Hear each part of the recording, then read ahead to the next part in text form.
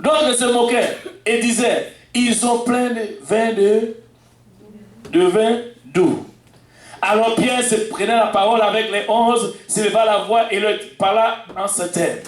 Hommes juifs, et vous tous qui séjournez à Jérusalem, cherchez ceci, et prêtez l'oreille à mes paroles.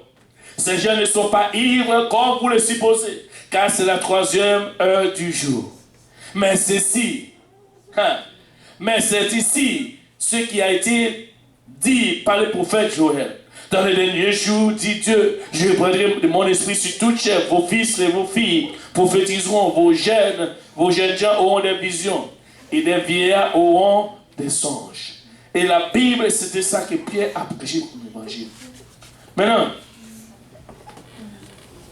après avoir prêché cet évangile, vous parlez de ce thème, mais regardez ce qu'il a dit à partir du verset 36. On veut juste aller un peu plus vite. Et à partir du verset 36, il a dit, maintenant, on va commencer, comme on est en train de parler de la résurrection, commencer à partir du verset 31. C'est la résurrection du Christ.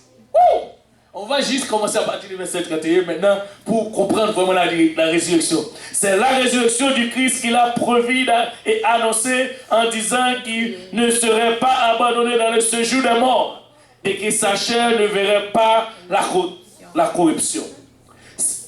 C'est ce Jésus que Dieu a ressuscité. Nous en sommes tous témoins.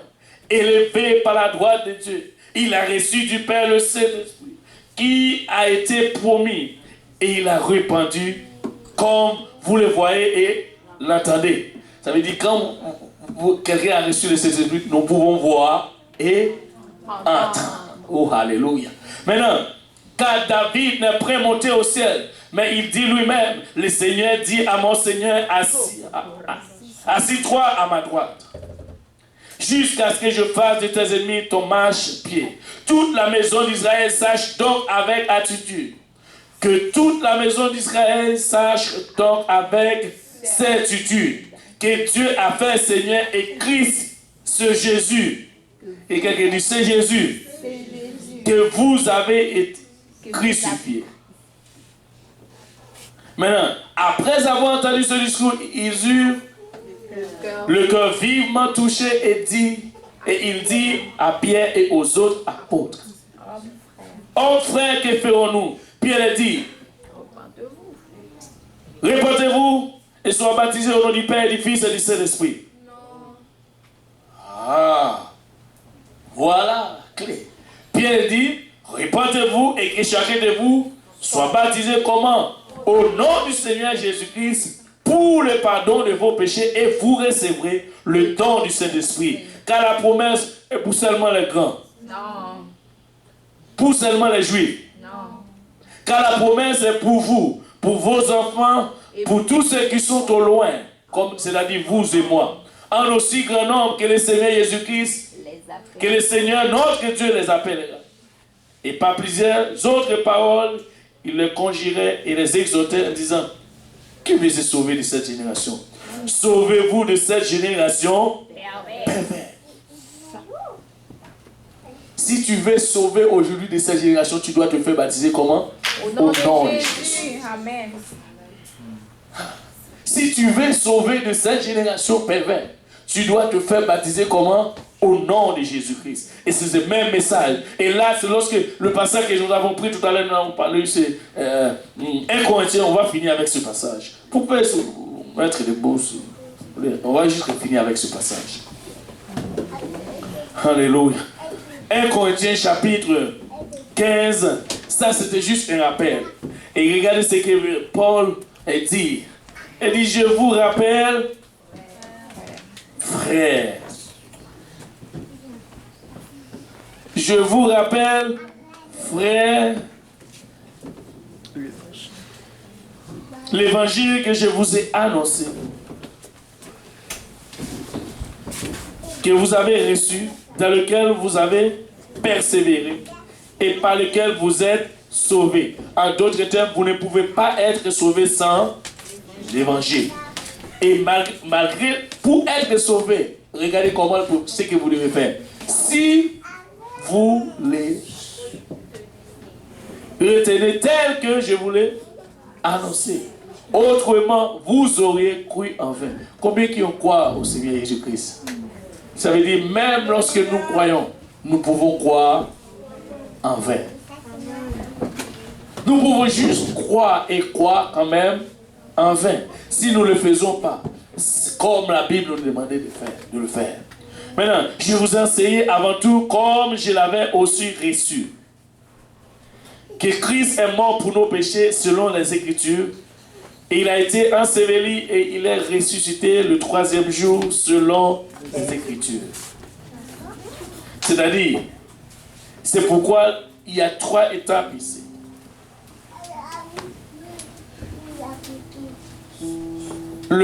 La première chose, c'est que Christ est mort. Amen. Amen. Qui croit que Christ est mort ici? Amen. Alléluia. Et la deuxième chose, il est enseveli. Mais ni la mort, ni l'enterrement, ce ne sont pas de bonnes nouvelles. Qui aime la nouvelle de la mort? Personne. Parce que ce n'est pas une bonne.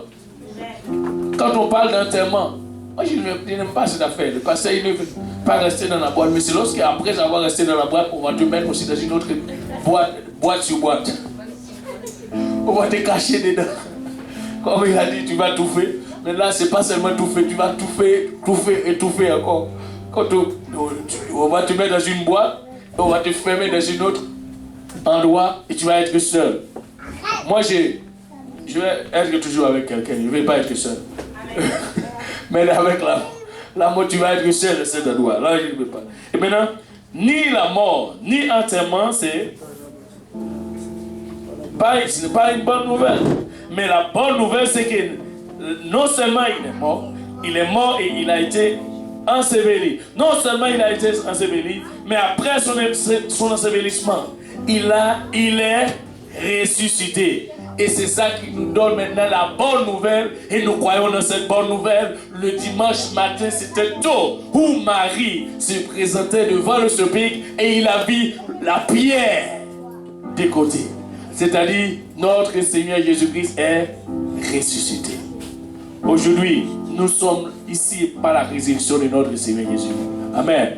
Si vous n'êtes pas encore baptisé en son nom, alléluia, vous pouvez l'être aujourd'hui. Nous n'avons pas une piscine ici, mais nous avons une piscine à l'église de Siloam et nous avons des voitures. Alléluia, ne t'inquiète pas. Nous pouvons vous amener à l'église de Siloam et vous baptiser, porter ce nom. C'est Jésus qui a été ressuscité pour vous et moi. Et vous devez porter ce nom. C'est-à-dire, quand vous marchez dans la rue, l'ennemi de votre âme va voir Jésus. Amen. Alléluia. Et vous pouvez aussi recevoir le Saint-Esprit. Alléluia. Avec l'évidence de parler en d'autres langues. Et c'est correct. Alléluia.